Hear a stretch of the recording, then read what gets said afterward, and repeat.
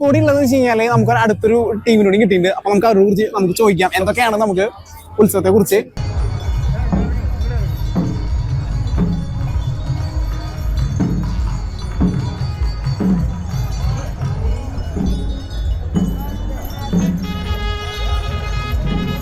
First ടൈമാണോ Koodalmanikyam ക്ഷേത്രത്തിലേക്ക് വരുന്നത്? ക്ഷേത്രത്തെ കുറിച്ച് ഒരു 2 വാക്ക് പറയാന്ന് പറയുമ്പോൾ നാട്ടുകാരാ. അതെ, ക്ഷേത്രത്തിനെ കുറിച്ച് പറയാനൊക്കെ പറഞ്ഞപ്പെട്ടു. ഇത്രയും തിരക്ക്. നമ്മുടെ ഉത്സവ സീസൺ കഴിയാറായി. അപ്പൊ ഏകദേശം ലാസ്റ്റത്തെ ഉത്സവമാണ്. 10 ദിവസത്തെ പരിപാടി ഉണ്ട്. ഓക്കെ, ഇവിടുത്തെ കുറെ കൾച്ചറൽ പരിപാടികളും എല്ലാം ഉണ്ട്. അപ്പൊ ആൾക്കാര് തിക്കി തിരക്കിങ്ങനെ വരികയാണ്. ഇന്നിപ്പോ വലിയ വിളക്കാണ്. എന്തൊക്കെയാണ് പറയാനുള്ളത്? നമുക്ക് പ്രത്യേകിച്ചൊന്നുമില്ല, ഇതൊക്കെ തന്നെയാണ് ഇവിടുത്തെ ഒരു വൈബ് എന്ന് പറയുന്നത്. പിന്നെ കുറെ വെൽ നോൺ ആർട്ടിസ്റ്റുകൾ വന്ന് പെർഫോമൻസ് ഉണ്ടാവാറുണ്ട്. അങ്ങനെ അതിനൊക്കെ ആയിട്ട് ഞങ്ങൾ എല്ലാ വർഷവും ഒന്ന് പരിപാടി അറ്റൻഡ് ചെയ്യുന്നതാണ്. എല്ലാ വർഷവും വരാറുണ്ട്.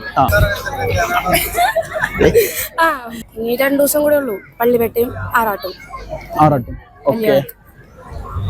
അറ്റ്ലീസ്റ്റ് ഒരു ദിവസമെങ്കിലും വന്ന് കാണണം. ഓക്കെ, അപ്പോഴാണ് നമുക്ക് പൂരത്തിന്റെ ശരിക്കുള്ള ആ ഒരു എഫക്ട് ആണല്ലോ. ഒന്നുമില്ല, പൂരം കഴിഞ്ഞാൽ പിന്നെ ഇവിടെയാണ് മെയിൻ.